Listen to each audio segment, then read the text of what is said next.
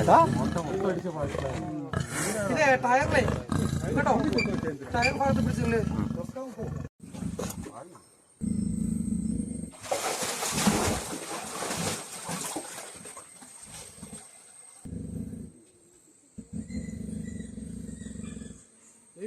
അല്ല അത് ഇവിടെ വലത്താ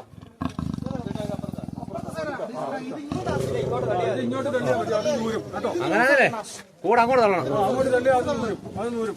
വെള്ളുമ്പോ നോക്കിക്കോണേ.